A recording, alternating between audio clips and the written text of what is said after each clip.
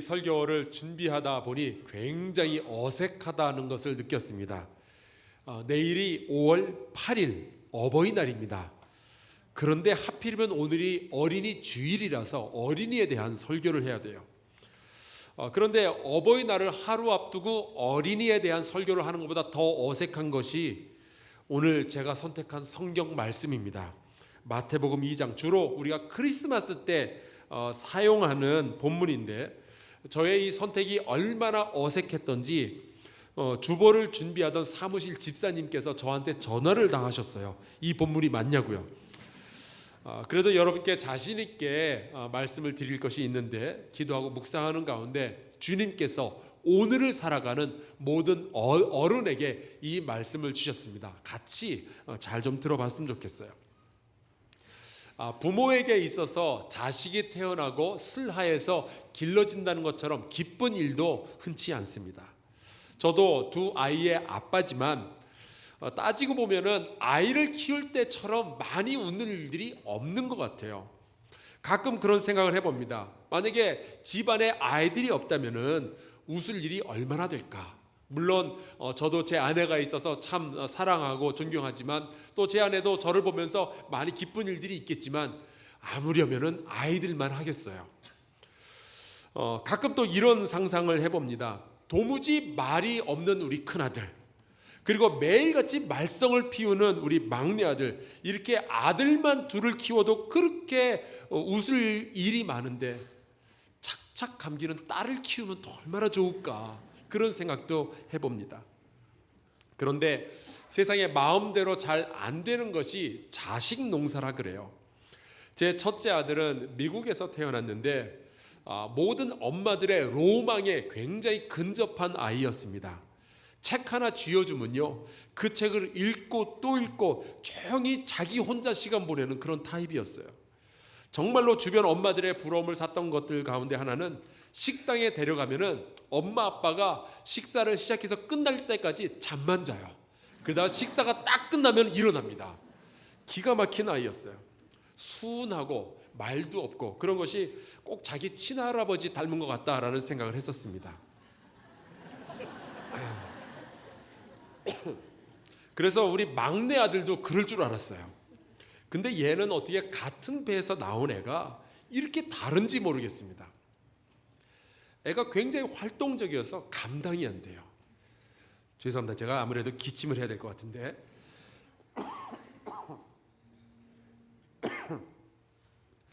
우리 막내 아이는 조용히 있는 법이 없습니다. 그리고 자기 마음속에 있는 말은 감추는 법이 없어요. 자기가 느끼고 자기가 생각한 거는 입으로 다 나옵니다. 자기 외할아버지 닮은 것 같아요.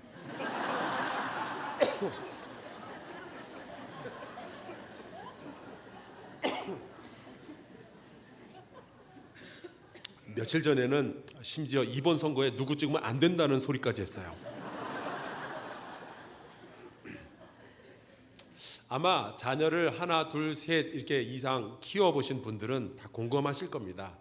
아이들은요, 형제끼리도 자매끼리도 그렇게 달라요. 그래서 자녀 하나 키워봤다고 똑같은 방식으로 다른 자녀도 키울 수 없습니다. 그래서 우리가 자녀를 키울 때마다 참 자신이 없어서 서점에 가보면요, 아이를 키우는 방식에 대한 책들이 얼마나 많이 나와 있는지 몰라요. 우리 신앙을 가진 부모들도 아이 키우는 게 참 어렵기 때문에 이런 책들을 많이 보게 되죠. 제가 서점에 가서 보니까 말씀 심는 엄마, 신앙 명문가의 자녀 교육, 또 자녀 훈계법 등등, 이 외에도 수십 가지 이상의 책들이 지금 쓰여졌고 팔려지고 있습니다. 우리 같은 신앙인들에게도 자녀 키우는 건 굉장히 어려운 일이에요. 하물며 세상적인 시각에서도 자녀를 키우는 게 참 어렵습니다. 예전에 굉장히 그 서점가의 히트를 쳤던 독일 교육 이야기라는 책이 있습니다.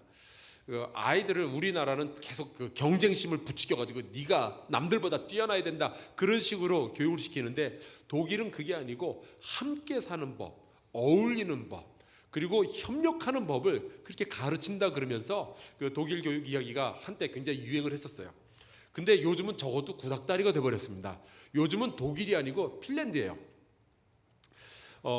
실력을 갖추고 또 행복한 아이가 되도록 만들어야 된다. 그러려면은 핀란드식 교육을 배워야 된다. 그러면서 요즘 굉장히 핀란드식 교육, 뭐 스칸디나비아식 교육 이게 유행을 하고 있습니다.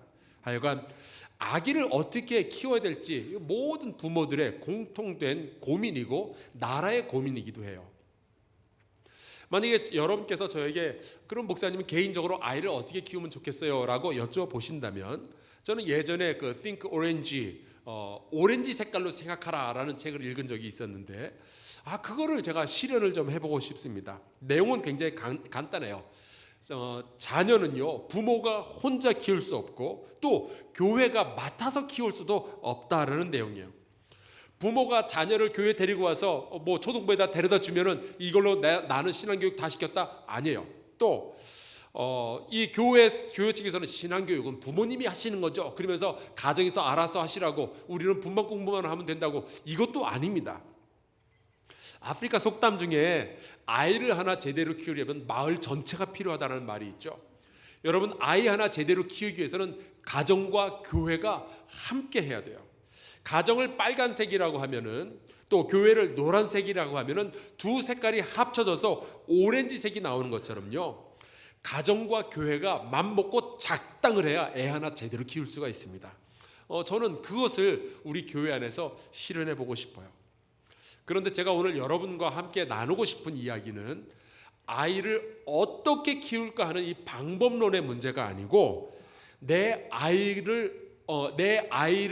대한 태도의 문제를 같이 좀 나누고 싶습니다. 내 아이는 도대체 나에게 누구고 나는 그 아이에게 있어서 어떠한 사람이며 하나님은 그 우리의 관계 속에서 어떠한 역할을 하시는가 누구의 문제를 같이 좀 나눠보고 싶습니다. 만약에 내 아이는 누구고 내가 누구고 하나님은 누구신가 이 문제가 먼저 해결이 되지 않으면요 우리는 수만 가지의 책을 읽고 아기의 양육 방법을 깨달아도 다 소용이 없어요. 엉망이 될 수밖에 없습니다. 그런 점에서 저는 그 자식을 키우는 일에 있어서 고민을 했던 역사 가운데 수많은 인물들 가운데 가장 깊이 고민을 했던 사람을 꼽으라면 저는 단연 요셉을 꼽고 싶어요. 정확하게 말하자면 아기 예수님은요 요셉과 피가 섞이지 않은 사이입니다. 여러분 다 아시잖아요. 예수님은 성령으로 잉태되어서 태어났습니다. 이른바 동정녀 탄생이라고 하죠. 그게 어떻게 가능해요 목사님? 비난하는 분들이 있을지 모르지만 여러분 천지 만물을 하나님께서 말씀 한마디로 창조하셨다는 것을 믿는다면요 동정녀 탄생쯤은 하나님에겐 일도 아니에요. 그것도 믿으셔야만 됩니다. 어찌되었든 성경을 보면은 예수님과 요셉은 혈연 관계는 아니에요. 이 사실을 중세 유럽은 굉장히 독특하게 그림으로 표현을 해냈습니다. 중세 유럽에서 그린 많은 그 그림들 보면은 이제 예수님과 마리아와 요셉의 그 인물화가 많이 나오는데요. 그 그림들을 보면은 몇 가지 공통점이 있습니다. 마리아의 그림을 보면은 이 마리아는 주로 저렇게 파란색 옷을 입고 등장을 해요. 저걸 마리안 블루라고 부르기도 하는데 마리아의 푸른색. 근데 그게 이유가 있어요. 저는 저 파란색이 굉장히 좀 영적이고 심오한 의미가 있을 거라고 생각을 했는데 그게 아니고 중세 유럽에는요 파란 물감이 제일 비쌌었대요. 어느 정도로 비싼 거 아니 같은 무게의 금보다 파란 물감이 비쌌답니다. 그래서 가장 비싼 물감이니까 이거를 자기들이 제일 존경하는 마리아의 옷 색깔로 정하면 그것이 자기의 신앙을 표현하는 방식이 되기 때문에 그래서 파란 색깔로 마리아의 옷을 칠했대요. 그에 비하면 요셉은요 주로 녹색 내의에 갈색 웃돌이, 갈색 겉옷을 입고 등장을 합니다. 지금 보시는 저 그림은 1635년에 구이도 레니라는 화가가 그린 아기 예수와 요셉이라는 작품인데 저 그림 말고도 중세 유럽의 그림들을 보면 요셉은 주로 저렇게 갈색 옷을 입고 나와요. 왜 그럴까요? 갈색이 쌉니다. 그리고 주변 환경에 비해서 이렇게 두드러지지 않는 색깔이에요. 그래서 가능하면은 요셉은 두드러지지 않도록 이렇게 처리를 했습니다. 특히 여러분께서 저 그림을 보면서 약간 좀 이상하다 싶은 장면이 그 환경이 보일 거예요. 뭔고 하니 저 요셉의 나이를 한번 가늠해 보세요. 젊은 신혼 남성이 아니죠. 굉장히 나이가 많은 호호 할아버지로 그려놨습니다. 저것이 바로 중세교회가 예수님의 동정녀 탄생을 강조하는 방식이에요. 요셉은 이미 생식 능력이 끊어졌으니까 예수는 동정녀 탄생이 맞다, 이걸 은근히 저런 그림을 통해서 나타낸 겁니다. 그런데 여러분, 자기 자식을 키우는 것보다 더 어려운 것이 있다면 남의 자식 키우는 거예요. 그냥 데리고 있는 것만으로도 어렵습니다. 미국에서 그 유학 생활 하다 보면은 유학생들 가운데 그런 사람들이 있어요. 스스로 자기가 벌어가지고 학비를 내기가 힘드니까 한국에서 아는 친척이나 지인들의 자녀들을 데려다가 하숙을 치는 거예요. 그러면 그 지인이나 친척이 생활비하고 학비하고 대주면 그거 가지고 자기는 공부하고 그 애들은 이렇게 공부시켜주고 그러는 거죠. 상부상조하고 되게 좋을 것 같지만 이게 끝이 그렇게 좋지가 않습니다.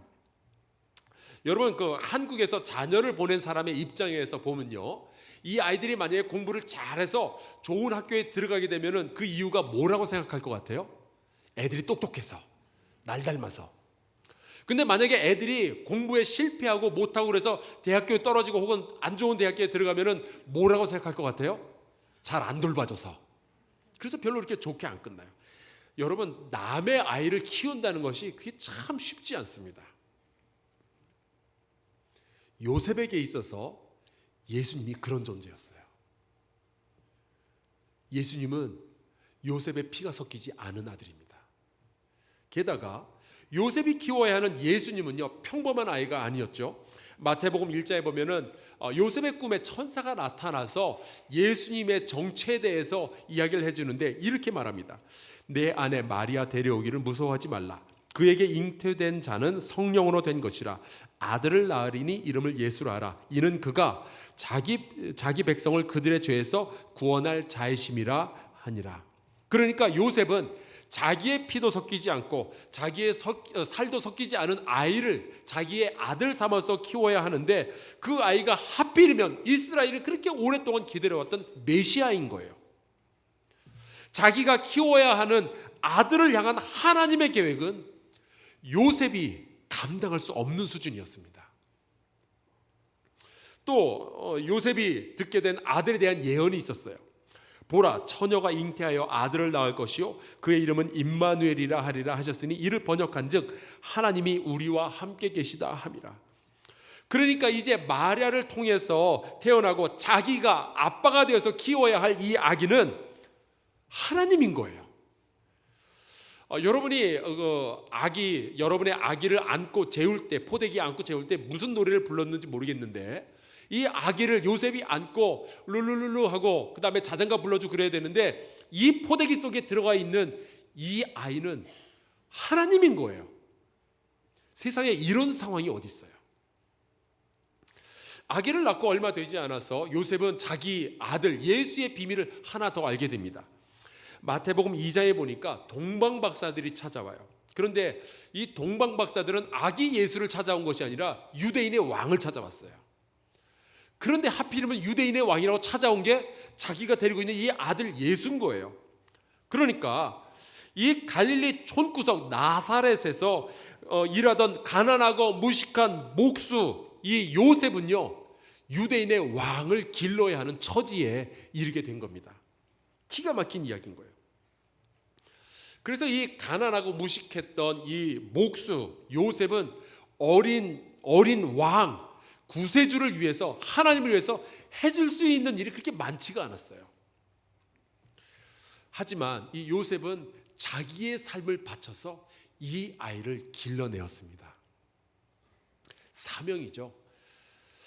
이 아들 예수를 위해서 그가 제일 먼저 해야 했던 일은요, 아기를 보호하는 일이었어요.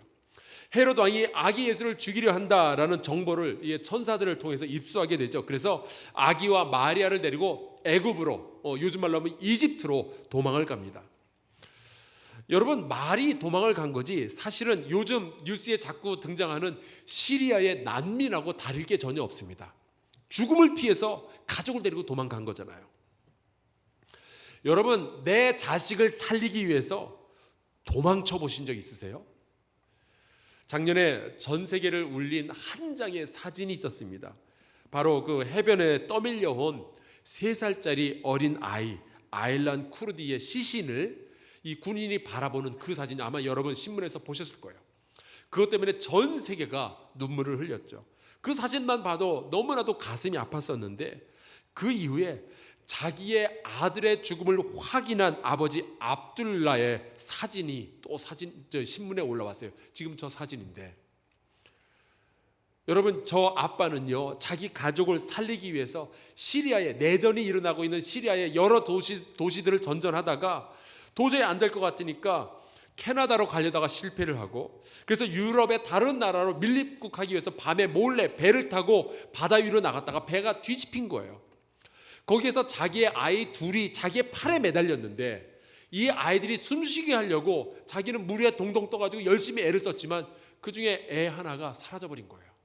그리고 그 다음날 이렇게 발견이 되었고요. 이 아빠의 마음을 우리가 어떻게 이해할 수 있겠어요? 여러분, 요셉이 마리아와 특별히 이 아기를 보호하기 위해서 이집트까지 내려간 것은 크리스마스 때 우리가 늘 듣는 이야기이지만 전혀 낭만적이지도 않고요, 전혀 희망적이지도 않습니다. 요셉은 아빠로서 이 아이를 보호하기 위해서, 그리고 앞으로 인류를 구하고 왕이 될 이 아기를 먹여 살리기 위해서 낯선 곳에서 이를 닥치는 대로 하며 살아야만 했을 거예요. 더 나아가서 이 요셉은요 자기의 순종을 통해서 이 아기가 걸어가야 할 길들을 준비하는 그러한 상황에 처했습니다. 마태복음 2장 15절에 보면은 아기 예수에 대한 이러한 예언이 있어요. 애굽으로부터 내 아들을 불렀다. 그 예언을 이루기 위해서도요 요셉은 자기 아들을 애굽에 데려갔다가 또 다시 데리고 올라오는 그런 일을 감당해야만 했습니다. 어렵죠. 또 헤롯이 죽자 이제 다시 이스라엘 땅으로 가라라는 천사의 지시가 떨어져요. 그래서 요셉이 가족을 데리고 이스라엘로 올라오는데 이제 갈릴리로 가서 나사렛이라는 곳에 정착을 하게 됩니다. 그때 다시 한번 하나님께서 구약 성경을 통해서 정하신 이 예언을 이루게 되죠. 마태복음 2장 23절에 나옵니다. 나사렛이란 동네에 가서 사니 이는 선지자로 하신 말씀에 나사렛 사람이라 칭하리라 하심을 이루려 함이로라. 저는 저희 두 아들을 키우면서 굉장히 많은 기도를 하게 돼요. 아마 여러분도 자녀들을 위해서 혹은 손주들을 위해서 혹은 여러분이 가르치고 있는 학생들을 위해서, 다음 세대를 위해서 굉장히 많은 기도를 하시겠죠. 요즘도 우리 많은 성도들께서 기도의 제목을 감사 헌금 봉투에 깨알같이 적어가지고 올려놓습니다. 그러면 저는 그 제목들을 살펴보면서 그걸 들고 하나님 앞에 나아가 중보의 기도를 하게 되죠. 그게 목사가 하는 일들 가운데 하나예요.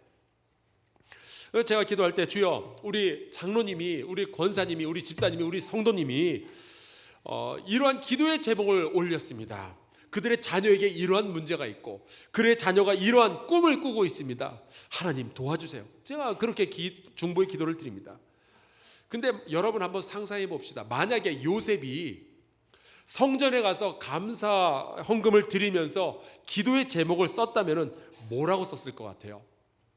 예전에 그 마이클 카드라는 가수가 요셉의 기도라는 노래를 불렀는데 그 가사의 내용이 이렇습니다. 아버지, 하나님이죠. 하나님 아버지, 아버지의 계획 속에서 저는 무엇을 해야 하는지 보여주소서. 주님, 저는 그냥 목수일 뿐입니다. 제가 어떻게 왕을 키울 수 있을까요? 제가 어떻게 왕을 키울 수 있을까요?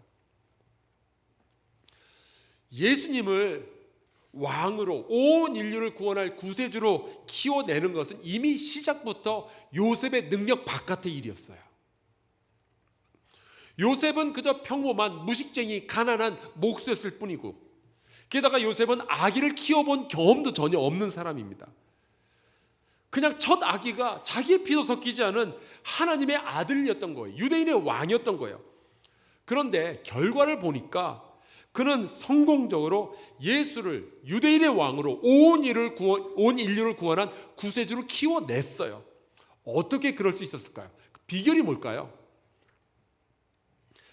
여러분, 그거는 요셉의 양육 방법에 있지 않았어요. 그의 능력이 있던 것도 아니에요. 그 비결은요, 그의 태도에 있었어요. 자기 아이를 바라보는 눈길에 있었어요. 하나님의 계획 앞에 서 있는 자기 자신을 향한 겸손함에 있었어요. 아들은 왕, 나는 목수. 이 태도가 그 모든 것들을 결정했어요. 여러분, 이 상황에서 요셉의 목표는 자기의 능력으로 아들을 훌륭한 사람으로 키워내는 것이 아니었죠. 예수를 통해서 자기가 이루지 못했던 그 꿈을 이루어보는 것도 결코 아니었습니다. 공부 잘 시켜서 좋은 학교 보내서 돈 잘 버는 성공한 사회인으로 만드는 거 절대로 아니었어요. 사실 이 요셉은 그런 능력도 없었습니다. 아버지로서 이 요셉이 아들을 향하여 가질 수 있는 오직 유일한 소망 하나는요, 하나님의 시간이 될 때까지 그 아들 예수를 사랑하고 보호하고 그 아들을 통하여 하나님의 뜻이 이루어지도록 하는 것, 유일하게 그 하나였어요. 겸손하게 하나님을 신뢰하며 이 아들이 왕이 될 것이고 구세주가 될 것을 기다리며 자기의 역할만을 감당한 거죠. 그것이 심지어 도망 다니는 일이었고 그냥 나사렛 총구석에서 목수의 일을 하는 일이었다 할지라도, 예전에 자녀를 되게 혹독하게 훈련시켜서 이 아이가 경제에서 이기도록 만드는 그런 엄마를 가리켜서 타이거맘, 호랑이 엄마라고 우리가 불렀었습니다. 우리나라에서는 이것을 대치동 엄마로 바꿨더라고요. 또 아이의 모든 상황에 일일이 감시하고 간섭하는 엄마, 이것을 일으켜서 헬리콥터 맘이라고 불렀어요. 그냥 아이의 자리에 착 내려앉아가지고 모든 것을 다 도와주고 심지어 숙제까지 해주는 엄마들.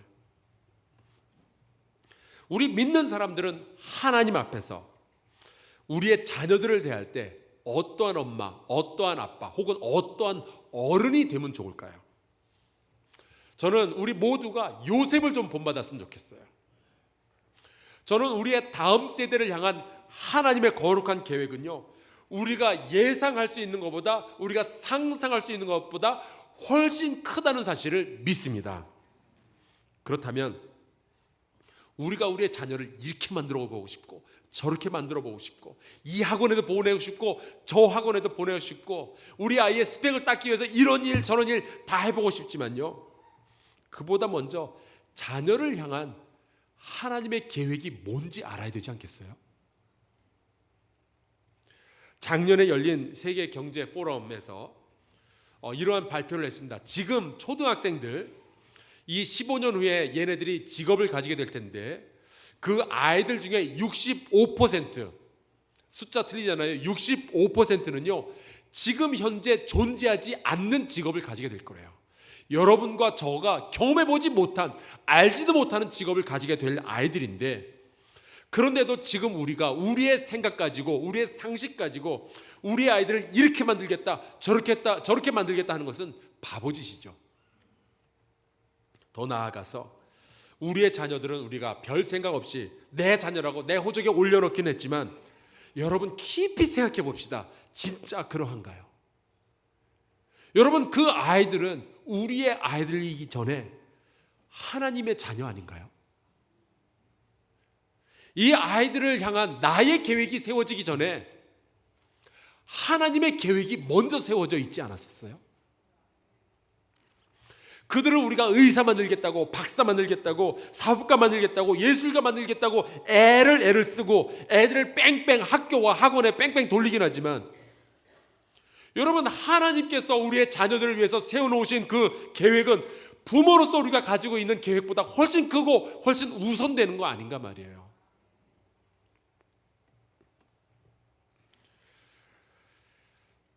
이 다음에 정말 위대한, 우리가 상상할 수조차도 없는 엄청난 일들을 하게 될 우리의 아이들,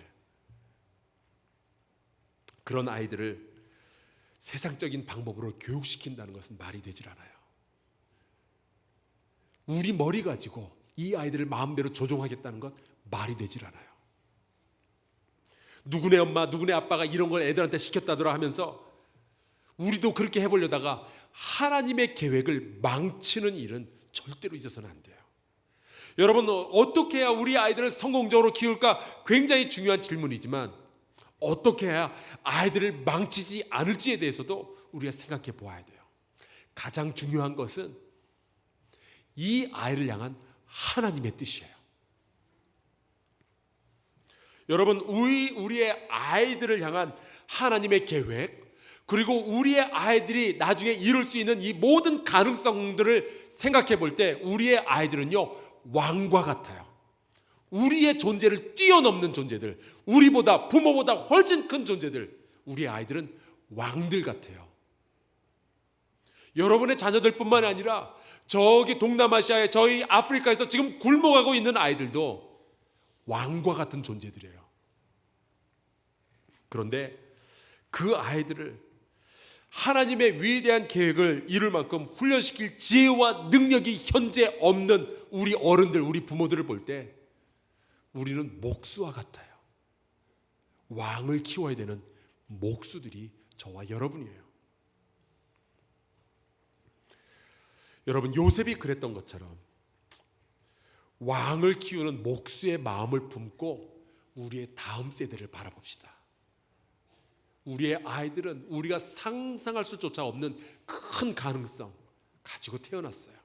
하나님께서 이 아이들을 길러주시면 정말 위대한 인물들이 될 거예요. 괜히 우리가 나서지 맙시다. 우리의 다음 세대는 우리가 알지 못하는 세상에서 살며 우리가 지금 상상할 수 없는 직업들을 가지게 될 거고 우리가 예상할 수 없는 지역에서 살게 될 거예요.